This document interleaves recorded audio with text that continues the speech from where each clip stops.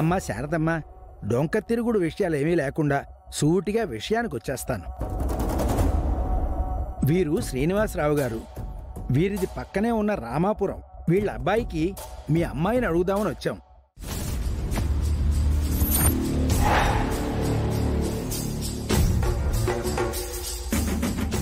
అవునా పంతులు గారు, ఎంత శుభవార్త చెప్పారు.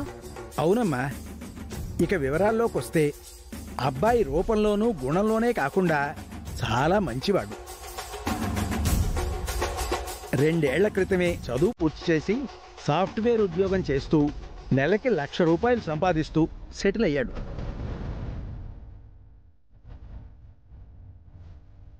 వీరికి ఉన్నది ఒక్కగానొక అబ్బాయి అమ్మా. ఏమండి శ్రీనివాసరావు గారు, మీరు మాట్లాడండి. అమ్మా, పంతులు గారు మీ గురించి మీ కుటుంబం గురించి చెప్పారు. అమ్మాయి గుణవతి. ఇంతకు మించి కట్న కానుకలు కూడా మాకేం అవసరం లేదమ్మా. మీరు పెళ్లి చేసి అమ్మాయిని మా ఇంటికి పంపిస్తే చాలు. అమ్మా, విన్నారు కదా, మీరు కూడా మీ అభిప్రాయం చెప్పారంటే మిగిలిన విషయాలు మాట్లాడుకుందాం.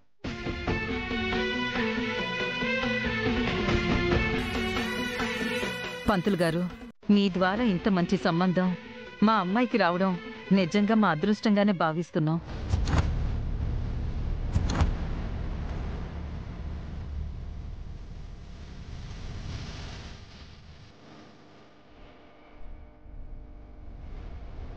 అమ్మ విద్య, ఏంటమ్మా అలా నేను నిలబడిపోయావు? కాఫీ ఇవ్వు.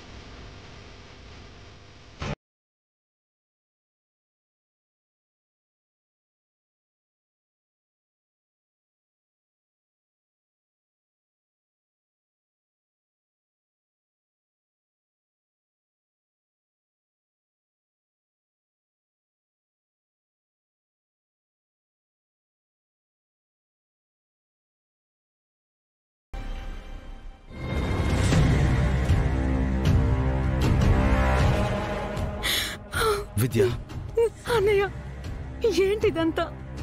ఇప్పుడు నేనేం చెయ్యాలి? నా వల్ల కావట్లేదన్నయ్య. అమ్మతో నిజం చెప్పలేను, అలా అని ఈ సంబంధం కూడా నేను ఒప్పుకోలేను. నన్ను ఇప్పుడేం చేయమంటా అన్నయ్య? విద్య, నువ్వేం దిగులు పడకు, నేనున్నాను కదా. సమస్యని చూసి భయపడ్డం కాదు, సొల్యూషన్ వెతుకుదాం. ఈ అన్నయ్యని నమ్ము. నీ సంతోషం కోసం ఈ అన్నయ్య ప్రాణాలు ఇస్తాడు, సరేనా? నువ్విక్కడే ఉండు, అమ్మతో నేను మాట్లాడతాను.